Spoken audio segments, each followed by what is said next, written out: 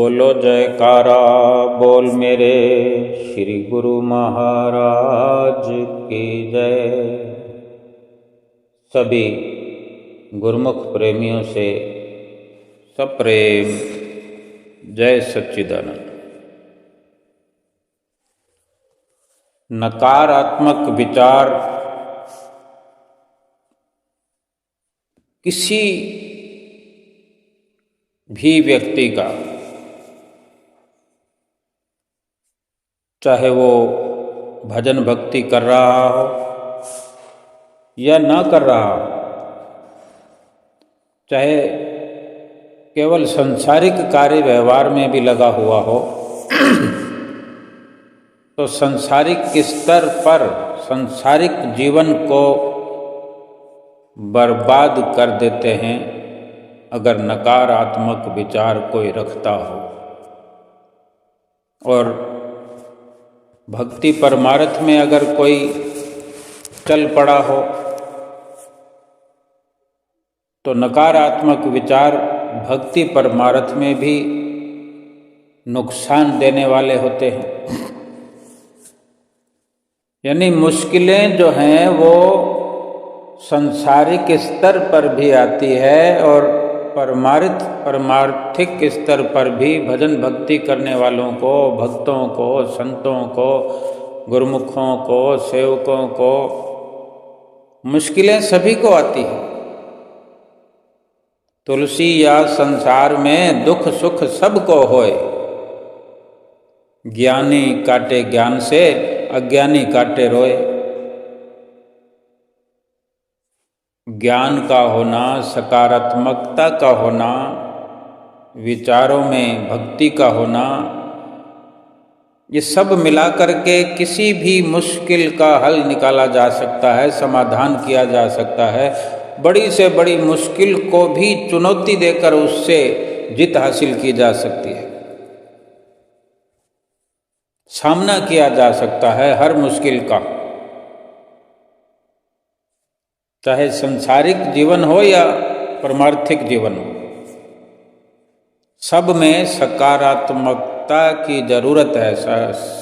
सकारात्मक विचारों की हर प्रकार से इंसान के जीवन में बड़ी जरूरत है। और ये सकारात्मकता की वजह से जो सफलता का प्राप्त होना है, सकारात्मकता की वजह से एकाग्रता बढ़ती है। अब सकारात्मकता और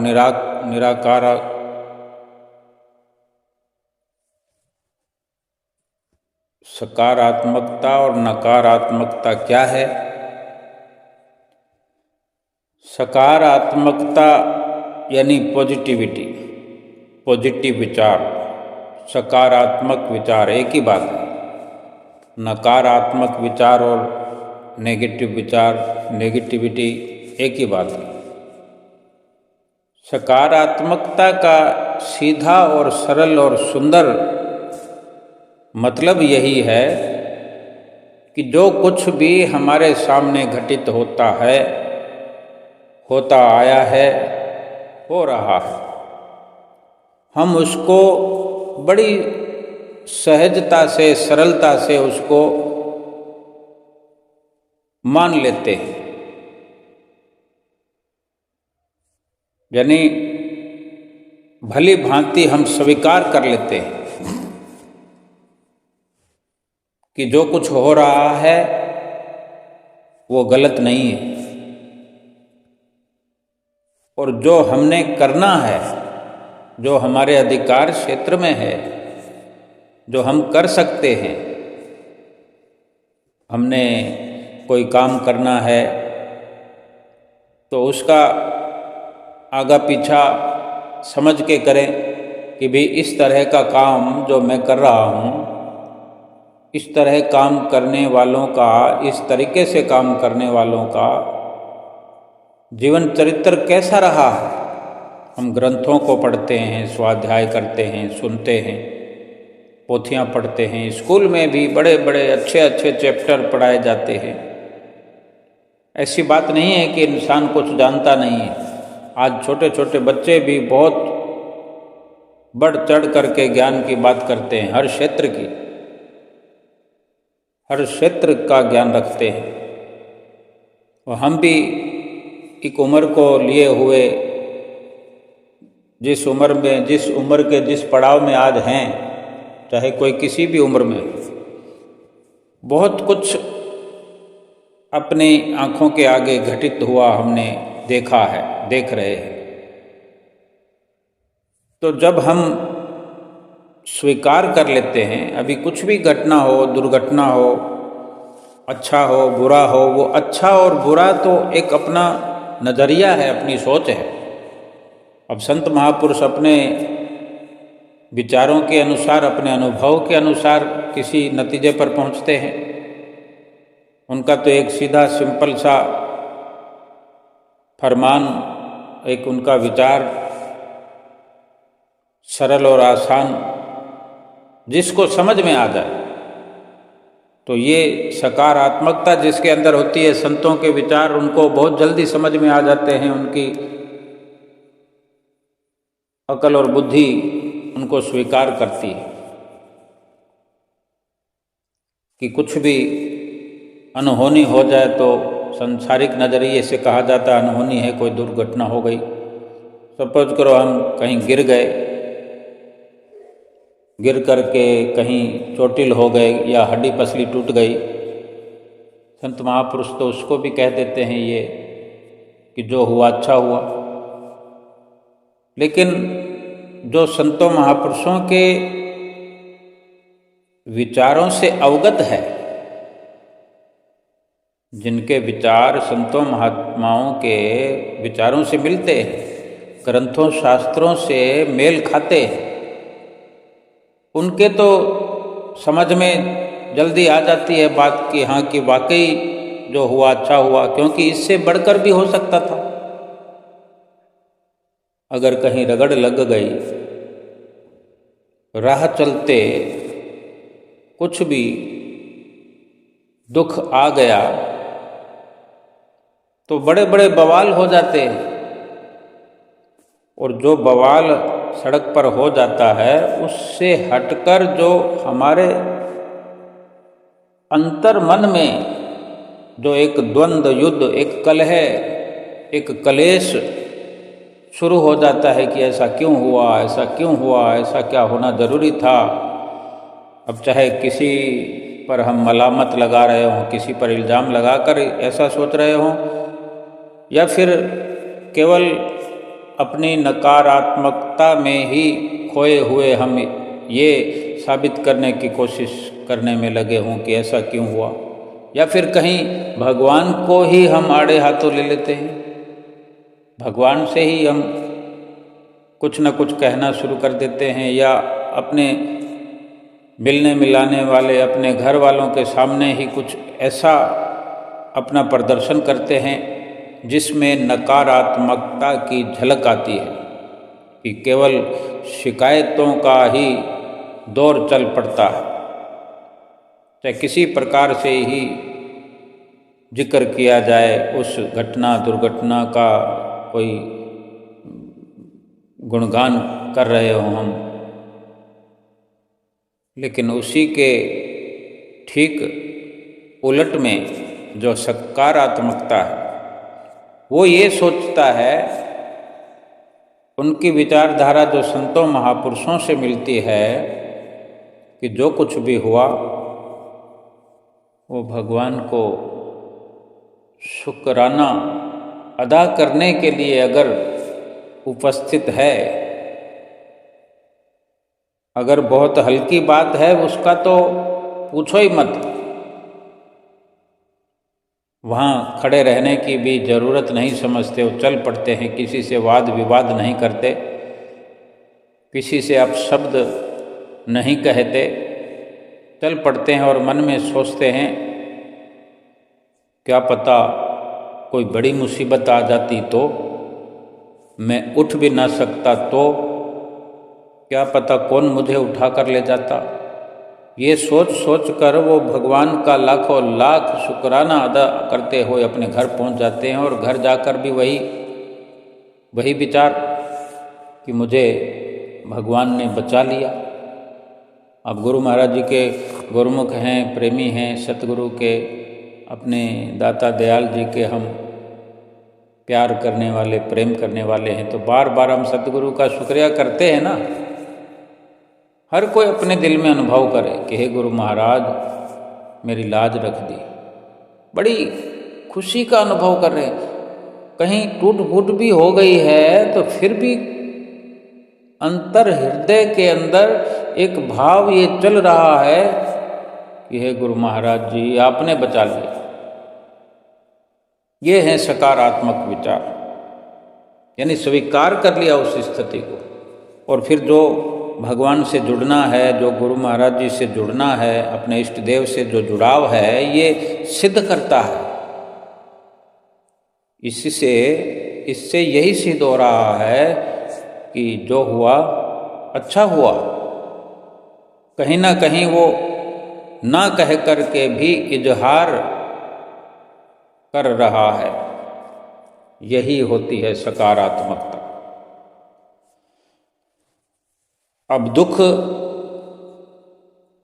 चाहे हम सकारात्मकता रखते हो, किसी भी स्थिति को, दुख को स्वीकार करते हो, या नकारात्मकता के चलते हम स्वीकार ना करते हो, हमें हजम ना हो रही हो वो घटना, वो दुर्घटना, वो दुख की घड़ी, जो भी परेशानी हो हमें हजम नहीं हो रही, हमें पसंद नहीं है, हमें बुरा लग रहा है, हम बहुत कुछ कह रहे हैं, गुस्सा कर रहे हैं, क्रोध कर रहे हैं, तो क्या वो दुख खत्म हो जाएगा?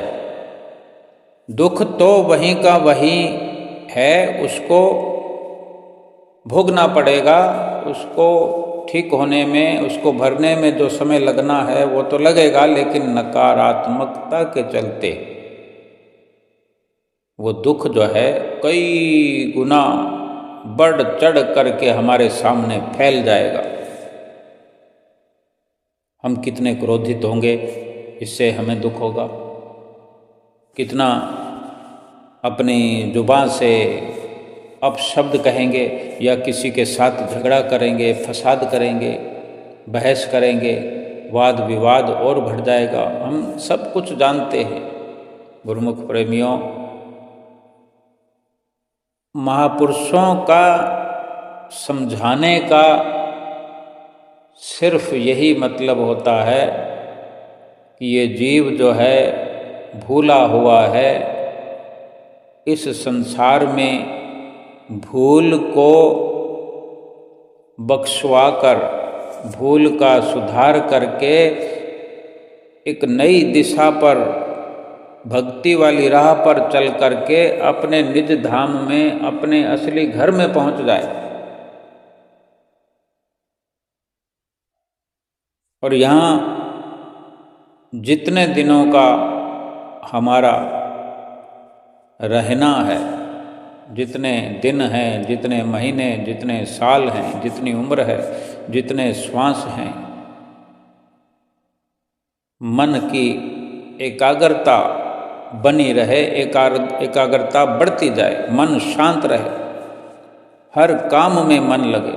जब संसार के कार्य करते हैं तो संसार के कामों में मन लगा रहे, और जब भक्ति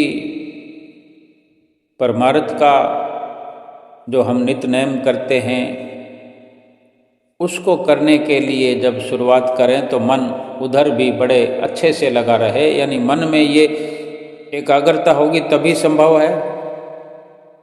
सकारात्मक विचारों की वजह से एकाग्रता बढ़ती है,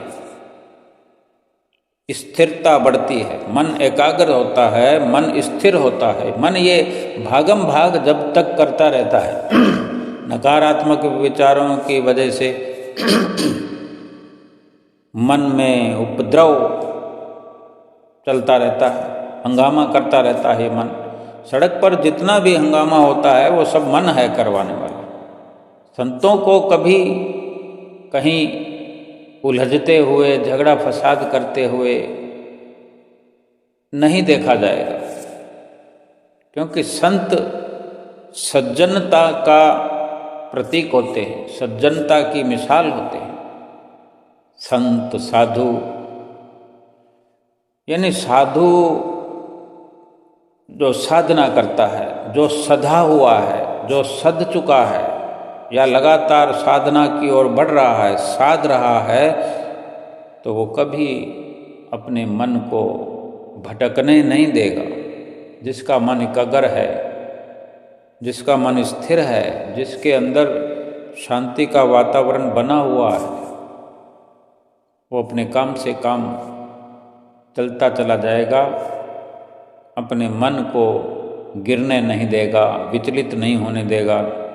और फिर जो ऐसी ऐसी अवस्थाएं जीवन में आती हैं, कोई घटनाएं, कोई दुर्घटनाएं, कोई मुसीबतें, बहुत सारी परेशानियां जीवन के अंदर हैं हमारे, और जाने कौन सी परेशानी आने वाली है, कौन सी परेशानी मुंह फाड़े खड़ी हुई है, कब आकर के सामने खड़ी हो जाएगी। हमें जैसे कोई ऐसी परेशानियां ऐसा मुंह फाड़ कर खड़ी हो जाती हैं जैसे हमें पूरा का पूरा निगल जाएगी, और निगले हुए हैं। संसार की हालत देखो, संसार के अंदर क्या कुछ घटित हो रहा है, क्या हालात है संसार की। ये सब संसार की जो दशा है वो नकारात्मकता की वजह से है। महापुरुष फरमाते हैं, झूठे सुख को सुख कहे, मानत है मन मोद, जगत चबे ना काल का, कुछ मुख में कुछ गोद। महापुरुष फरमाते हैं, ये इंसान संसार के झूठे सुखों को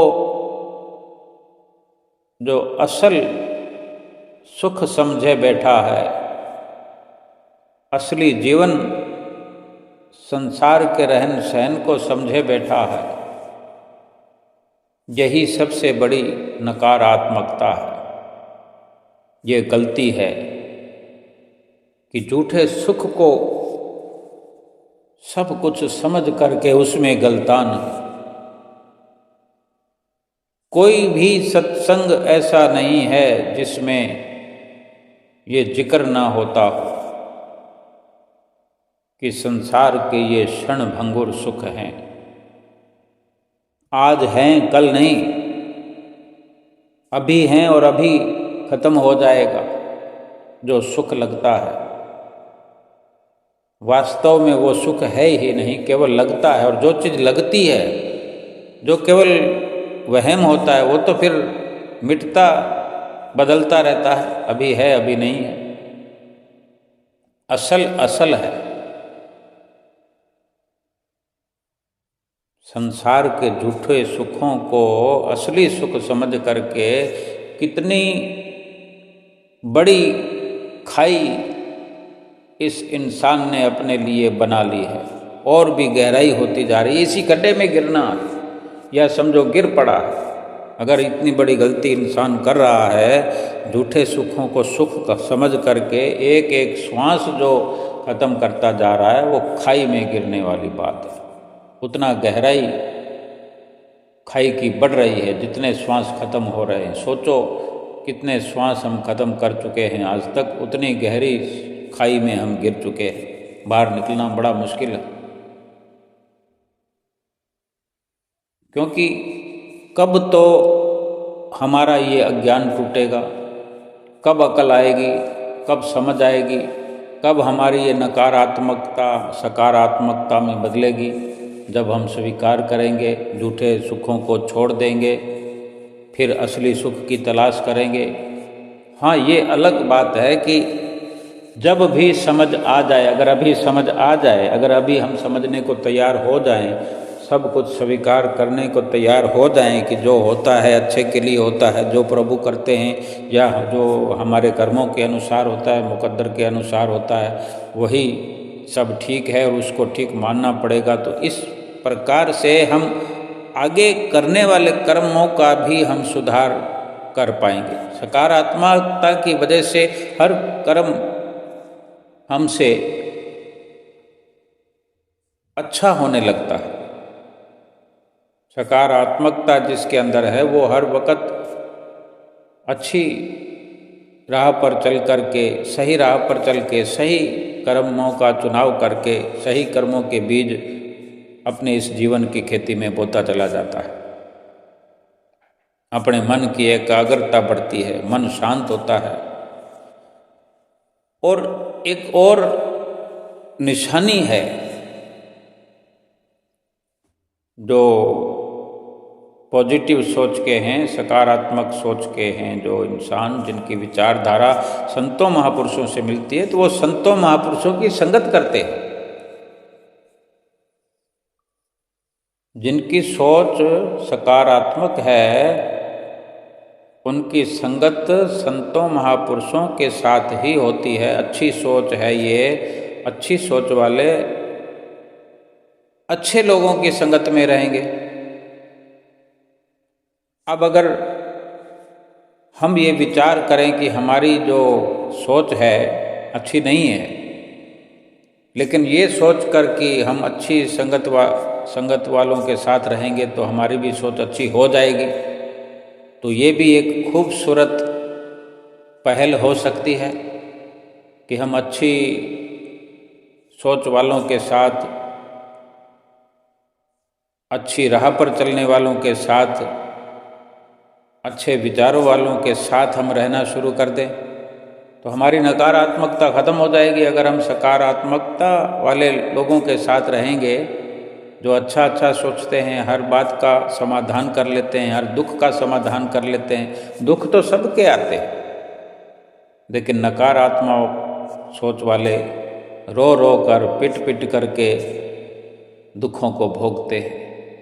और जो सकारात्मक सोच वाले होते हैं, ज्ञानी पुरुष होते हैं, संतों महात्माओं की संगत में रहने वाले होते हैं, वो हर दुख का समाधान कर लेते हैं। अपने ज्ञान से, अपनी अच्छी सोच से, अकल बुद्धि से पूरा पूरा लाभ उठाते हैं। दुख तो उनका भी समय लेता है समाप्त होने में, लेकिन जो अच्छी विचारधारा के मालिक होते हैं उनका दुख दुख नहीं रह जाता। एक हवा का झोंका बन के केवल बीत जाता है।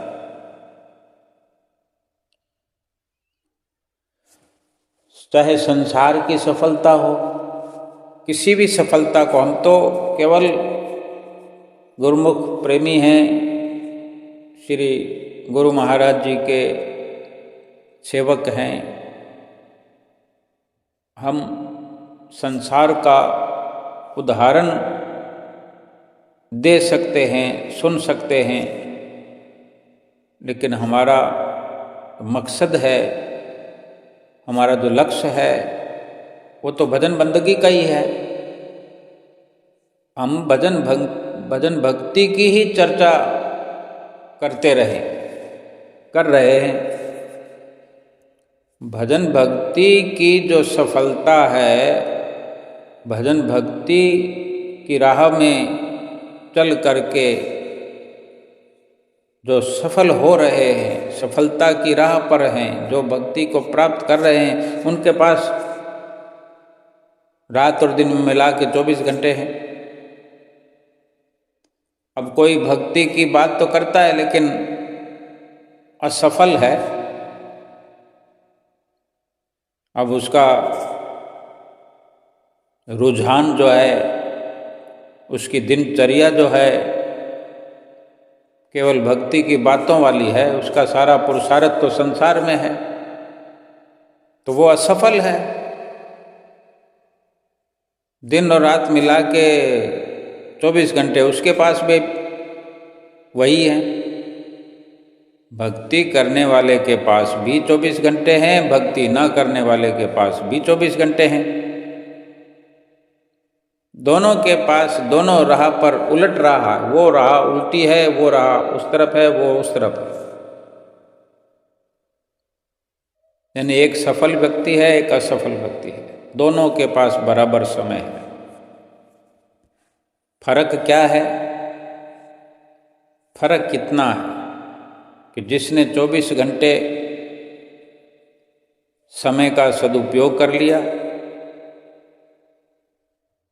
सदुपयोग की राह में लगा दिया समय, वो सफल हो गया। जिसने दुरुपयोग कर लिया वो असफल रह गया। अब असफल का कितना नुकसान हुआ ये अपना अलग विषय है कि जितने गहरी खाई में इंसान गिरेगा उतना मुश्किल हो जाएगा बाहर निकलना। अगर संसार से प्रीत लगाने में दुख मिलता है, अब कितनी प्रीत हमने लगा दी, हमने तो पूरा का पूरा भंडार जो प्रीत का हमारे पास भगवान ने रखा हुआ था, भेजा था हमें प्रीत प्रेम दे करके, ये प्रेम भगवान से करो। संसार में क्यों भेजा हमें? ये क्या बिजनेस करने के लिए भेजा? हम बिजनेस नहीं करेंगे तो क्या ये संसार रुक जाएगा? ये तो रचना रचाई है भगवान ने, झूठे संसार की रचना, झूठे शरीर के इंतजाम किए हैं। और ये संसार की रचना है जो लेन देन हिसाब किताब, हम जो प्रभु से बिछड़ गए, प्रभु से बेमुख हो गए, आत्मा हमारी परमात्मा से बिछड़ गई, तो ये दूसरी दुनिया है, संसारिक मृत्यु लोक है। इसमें जन्म जन्मांतरों से हम भटकते रहे, सब मज़ा चख लिया इस आत्मा ने, इस रूह ने, कि परमात्मा से बिछड़कर क्या मज़ा आया। तो फिर परमात्मा ने ये अवसर दिया सुधरने का, सुधार करने का। और अगर हम ये समझ बैठे यहाँ आकर के, फिर उस भूल भुलैया में पड़ गए, 84 लाख योनियों में जानवर बन के, कीट पतंगे बनकर, कीड़े मकोड़े बनकर, कुत्ता बिल्ली बनकर, अकल और बुद्धि काम नहीं आई। लेकिन आत्मा तो हर हाल में दुखी रही, तभी तो वो लगातार पुकार करते रही भगवान से। अंश तो परमात्मा की है ना, पुकार तो आत्मा की सदा होती रही। वो होते होते होते ये अवसर मिल गया। अब इस संसार की रचना को, इस माया की रचना को प्रभु ने, परमात्मा ने ऐसे रचा है कि एक तरह की ये भूल भुलैया है। इतना सर्वश्रेष्ठ इंसान का रूप बन करके हम दुनिया में आए हैं और फिर इस भूल भुलैया में फंस गए। एक चुनौती हमारे सामने इस मनुष्य जीवन में रखी गई है कि इस भूल भुलैया को अगर जीत करके हम प्रभु की भजन भक्ति करके सफल हो गए तो जन्म मरण खत्म, 84 खत्म, दुख खत्म, कलेश खत्म। आज इंसान कितना दुखी है, कितना परेशान है, सुबह से लेकर रात तक दुख मिटाने की कोशिश में लगा रहता है। सुबह उठकर देखता है दुख बड़ा पड़ा होता है, सुबह से लगता है दुख मिटाने, रात हो जाती है, रात को भी आंखें फाड़े हुए सोचता रहता है क्या करूं क्या ना करूं। लेकिन हर दिन हर घड़ी दुख बढ़ता जाता है, दुख बढ़ता जाता है। मिटाने की कोशिश जितनी भी करते हैं दुख की, उतना ही दुख बढ़ता, आगे बढ़ता है, बढ़ चढ़ करके दुख मिलता है। बचपन से आज तक ये सोचते आए हैं कि अब मिटने वाला है, अब मिट जाएगा, लेकिन मिटा नहीं। दुख का स्वरूप बदलता गया लेकिन मिटा नहीं, बढ़ा है।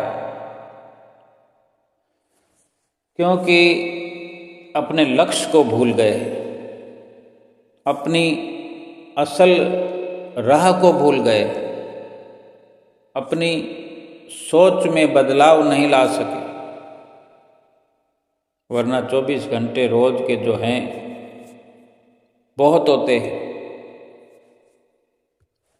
24 घंटे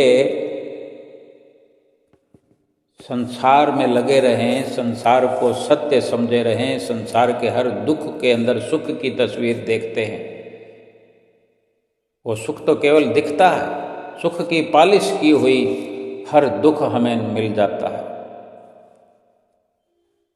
सुख की केवल पालिश करी हुई है, हमें दिखता है कि वो सुख से भरा हुआ आइटम है, हर चीज़, हर सामान, लेकिन ऊपर ऊपर से सुख की पालिश तो होती है, सुख की चमक होती है, लेकिन ढेर ढेर सारा दुख अंदर से निकलता है।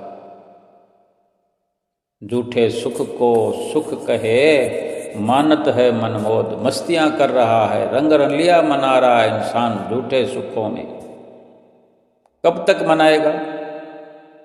जगत चबेना काल का, कुछ मुख में कुछ गोद। महापुरुष फरमाते हैं कि ये संसार जो है काल का चबेना है, काल का खाना है, काल इसको चबा जाने वाला है।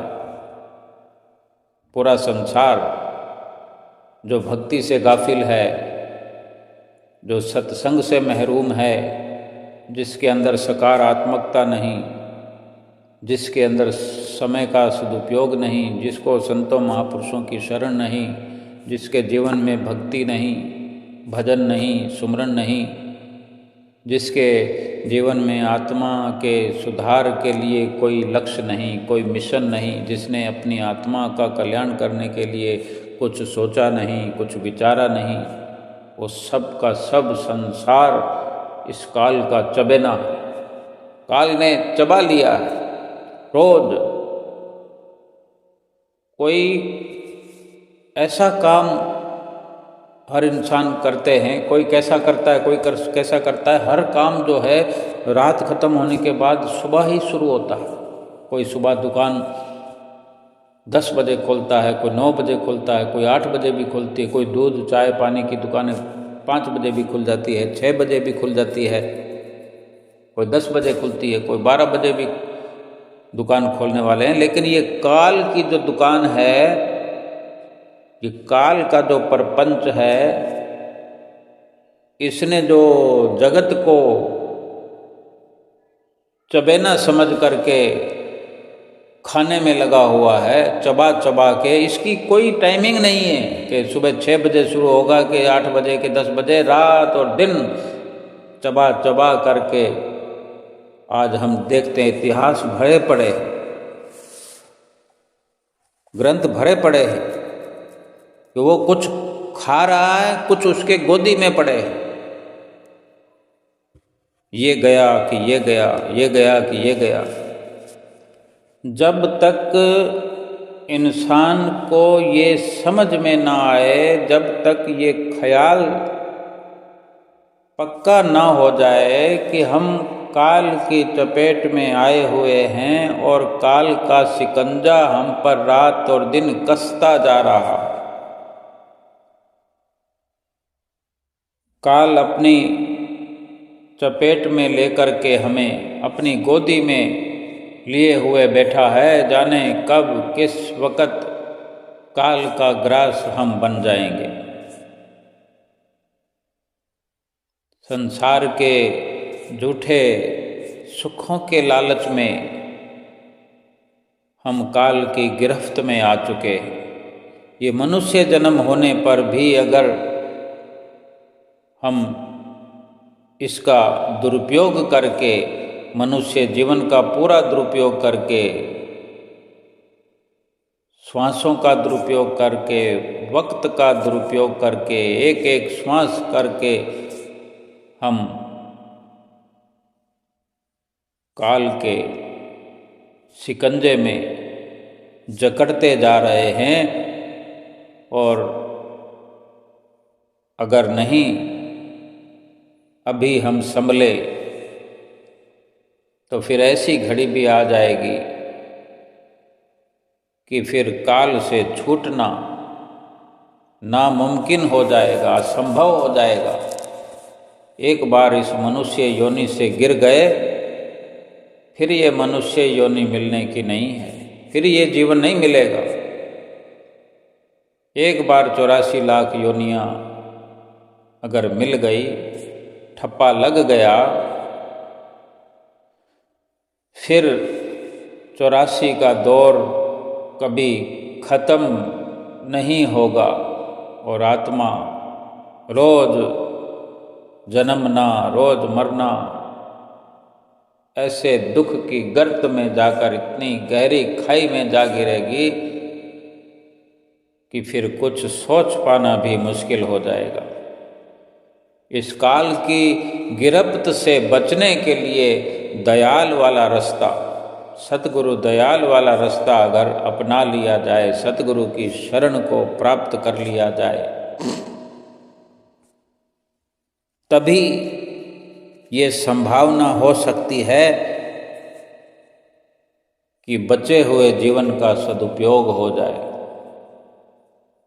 बचे हुए वक्त का, श्वासों का सदुपयोग हो जाए और काल से पीछा छूट जाए। बेशक कुछ जन्म लग जाएं, लेकिन 84 लाख योनियों से हमेशा हमेशा के लिए बचाने वाले सतगुरु दयाल ही है। काल से पीछा छुड़ाने का एकमात्र रास्ता यही है कि हम काल के दायरे में आ जाएं।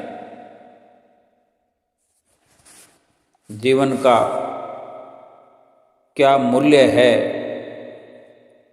जीवन की क्या कदर है, इस जीवन की क्या सफलता है, क्या विफलता है, ये ठीक ठीक संतों महापुरुषों से ही समझ मिलती है। बेशक भक्ति वाला रास्ता जो है कठिन लगता है, बहुत अधिक कठिन लगता है, क्योंकि वो सुंदरता है, परिपक्वता है,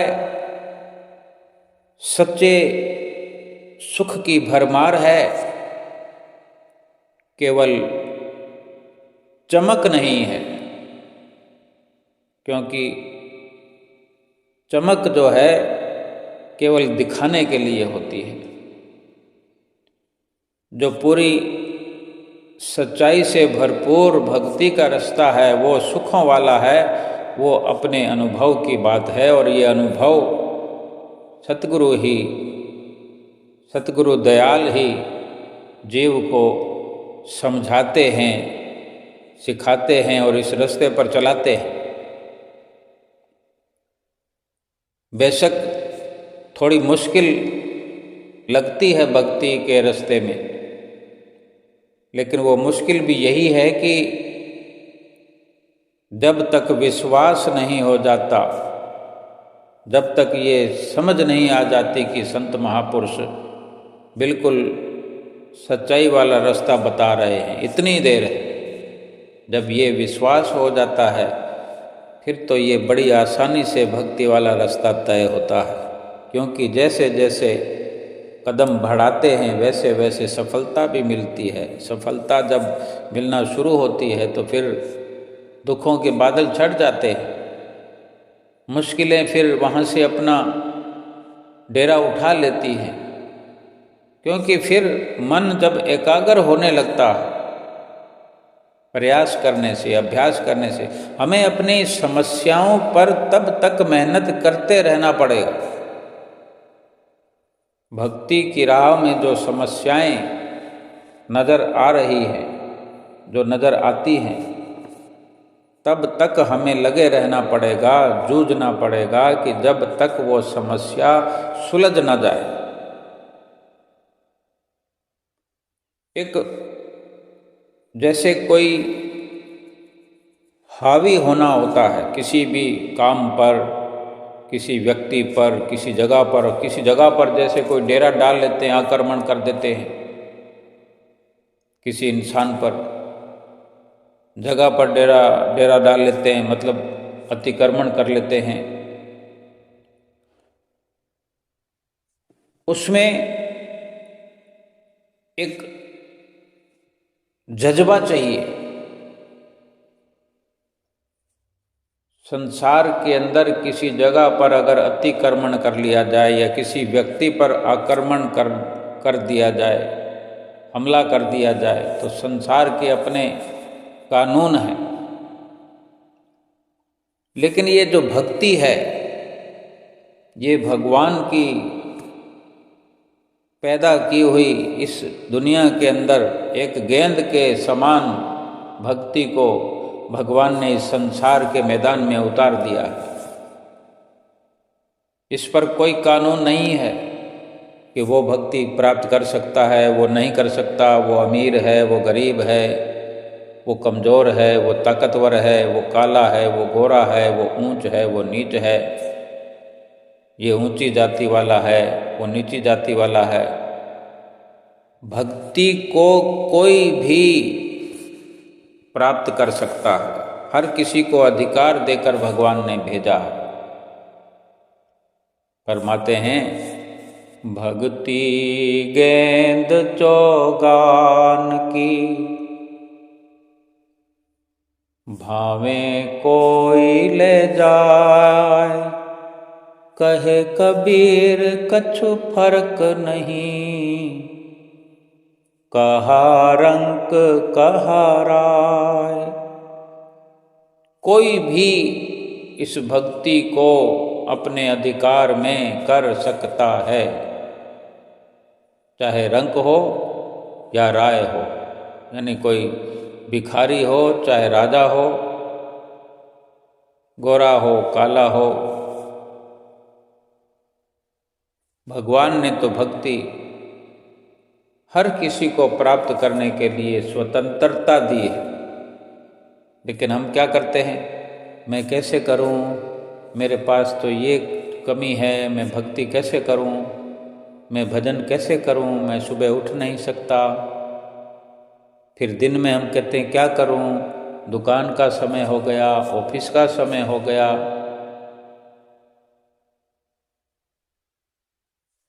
पुरुषों का अपना इस तरह का बहाना है, स्त्रियों का अपना अलग अंदाज है बहानों का। क्या करें, सारा दिन काम से फुर्सत नहीं मिलती, घर के काम इतने हैं, इतने लोगों का भार है, और मुखिया कहता है मेरा इतना काम है, काज है, इतना काम का कार्यभार है, समय नहीं मिलता, इतना बड़ा परिवार है। किसको हम बहाना सुना रहे हैं यहाँ पर? संत महापुरुष अगर पूछ लेते हैं कि भजन करते हो, तो इस तरह के बहाने हम बना देते हैं, बहाने सुना देते हैं। आगे कौन सुनेगा हमारे बहाने? यहाँ अगर कोई चोर चोरी करता है, कोई गुनाह करता है, कोई अपराध करता है, तो कोई वकील को फीस दे करके वकालत करने वाला, कोई अपील दलील जिरह करके अपनी कुशलता से, कुशाग्र बुद्धि से, अपने दाव पेंच से अपने मुवक्किल को बरी करा लेता है। लेकिन वो अदालत जो परमात्मा की है, वहाँ नो अपील नो दलील, कोई दलील नहीं सुनी जाएगी, कोई वहाँ पर वकालत नहीं कर। हाँ, वकालत की अगर कुछ गुंजाइश है भी सही है कि हमने गुनाह तो बहुत किए हैं, जन्म जन्मांतरों से गुनाह करते आए हैं, गुनाहगार हैं, और गुनाह यहाँ पर भी इस जन्म में भी एक से बढ़कर एक गुनाह हम करते आए हैं, कर रहे हैं, हो रहे हैं। अभी के अभी हाथ से ये गुनाह हुआ, ये हुआ, हाथ से फिसल रहे हैं, जबान से फिसल रहे हैं। गुनाह कोई किसी सूरत का मोहताज नहीं है कि हम घर से बाहर निकलेंगे तो गुनाह होगा, या कहीं किसी से व्यवहार करेंगे तो गुनाह तो हो रहा है लगातार, विचारों में हो रहा है, आंखों में हो रहा है, मुंह से हो रहा है, कानों से हो रहा है, जाने किसको क्या कुछ अपशब्द बोल देते हैं। क्या पता क्या कुछ किसी से सुनने की तलब करते हैं। निंदा चुगली सुनने में मज़ा आता है। जहाँ जहाँ हम फ़ोन करते हैं, जिससे बात करते हैं, इसी प्रकार की बातें सुनने का हमें हर वक्त जज्बा बना रहता है, उमंग बनी रहती है, एक तरंग बनी रहती है कि कहीं से कोई ऐसी चिकनी चुपड़ी समाचार, कोई वारदात, कोई बीमार हो गया हो, किसी को अटैक आ गया हो, कोई मरने वाला हो, किसी का लड़ाई झगड़ा हो गया हो, यही सब चलता रहता है। ढेरों घंटों के घंटे ऐसी बातचीत में हम खर्च कर देते हैं और भजन भक्ति के लिए कहते हैं समय नहीं है, दिन कैसे व्यतीत हो जाता है पता ही नहीं लगता। ऐसे जिंदगी भी व्यतीत हो रही है, ये जीवन भी व्यतीत हो रहा है। भार तो इस जीवन पर और भी बहुत है, कौन उतारेगा फिर। आज अगर हम एक परिवार का कार्य भार हमारे कंधों पर है, थोड़ा हल्का कर सकते हैं। 10 अगर व्यवस्थाओं का जिम्मा हमने ले रखा है तो 2 व्यवस्थाओं को नज़रअंदाज कर दो। अगर 10 प्रकार की व्यवस्थाएं हम कर रहे हैं, 10 की जगह 20 व्यवस्थाओं को संभालने की जिम्मेदारी भी ले लेंगे तो वही बात है। कोई फूल मालाएं पहनाने के लिए कोई नहीं आएगा। 2 व्यवस्थाएं कम कर दें, 2 इंतजामात करना कम कर दें, क्योंकि आज नहीं तो कल असमर्थ हो ही जाएंगे। हो सकता है 10 की 10 व्यवस्थाएं हमसे छूट जाएं। हम आज ही सोच लें कि हम व्यवस्था करने वाले कौन हैं। हर कोई अपने मुकद्दर से अपनी व्यवस्था करके आता है, हम तो केवल जरिया मात्र हैं। अगर प्रभु के साथ मिलकर प्रभु का भजन भक्ति करके, प्रभु की बताई हुई राह पर चल करके, सुमरन करके, भजन करके, अपनी सोच को अच्छा करते हुए, प्रभु के विचारों के साथ अपने विचार मिलाते हुए, सतगुरु इष्ट देव की जो भजन भक्ति की चलाई हुई राह है, इस पर चल करके संसार के कार्य व्यवहार करेंगे तो वो बड़े अच्छे से हम कर पाएंगे। बहाना छोड़ करके अगर भजन स्मरण में लग जाएं, दुनिया भर के समाचारों की लगन को छोड़ करके भक्ति की लगन लगाएं, भजन सुमरन की लगन लगाएं, बाहर के नज़ारों को छोड़ करके अपने अंतर हृदय के अंदर सुंदर सुंदर जो नज़ारे भरे पड़े हैं, उन नज़ारों को देखने का भाव बनाएं। सतगुरु से ये जब विचार मिलता है तो अंदर का अनुभव खुलता है, अंतर्मुखी होने की लटक लग जाती है। और जब अंतर्मुखी होकर के सुमरन की धारा में बहते चले जाते हैं, जब सुमरन फलीभूत होने लगता है, जब सुमरन में मन एकाग्र हुआ, सकारात्मकता के चलते ये मन एकाग्र हुआ, जब सुमरन के अंदर लग करके अंदर के नज़ारों से हम ओत प्रोत होने लगते हैं, अंदर हमारी सुरती रमने लगती है। ये एक इशारा है, एक संदेश है समझने के लिए कि हमारी सफलता का दौर भक्ति और परमार्थ के रास्ते पर जब शुरू होता है, जब भगवान की राह पर मन टिकने लगता है, तो फिर संसार से मन हट जाता है, हटने लगता है, मन उपराम होने लगता है। संसार की बातें अच्छी नहीं लगती, संसारिक विचार, नेगेटिव विचार पीछे छूट जाते हैं। लोगों से व्यवहार तो करते हैं, लेकिन एक मतलब का काम हो गया चल पड़े, काम हुआ चल पड़े। ढेरों बातें करना संसारिक स्तर की मन को अच्छा नहीं लगता, क्योंकि मन को फिर भजन सुमरन भक्ति का जो आनंद आने लगता है, मन जब रुचि लेता है, मन जब अमृत रस पीता है, तो संसार का वो ऊपर से परत चढ़ा हुआ मीठा और अंदर से भरा जहर,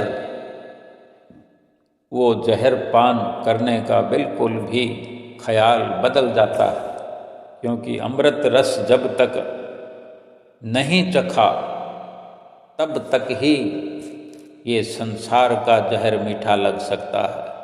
लेकिन जिसने सतगुरु की कृपा से, सतगुरु के आशीर्वाद से, सतगुरु की रहमतों से अमृत रस चख लिया, जिसने ये समझ लिया, जिसने अपने मन की धारा को सतगुरु के बताए रास्ते पर अग्रसर कर दिया, फिर वो संसार से बिल्कुल उलट होकर के, संसार से रुख उसका बिल्कुल उल्टा हो जाएगा। रहना संसार में है, सारी व्यवस्था करनी संसार में है, क्योंकि शरीर लेकर के जो आए, ये शरीर भी झूठा है, तो झूठे शरीर की रचना अगर इस संसार में हुई है तो संसार से कार्य व्यवहार तो करना ही है, लेकिन अपने अंदर ये समझ भी रखना है कि ये संसार झूठा है, संसार की सारी कार्रवाई झूठी है। हमें केवल सच्चे सतगुरु के साथ मिल करके सतगुरु की जो अमृत भरी वाणियाँ हैं उन पर अमल करते हुए, 5 नियमों की पालना करते हुए, 2 घंटे भजन अभ्यास करते हुए अपने जीवन को सफल करना है। बोलो जयकारा बोल मेरे श्री गुरु महाराज की जय।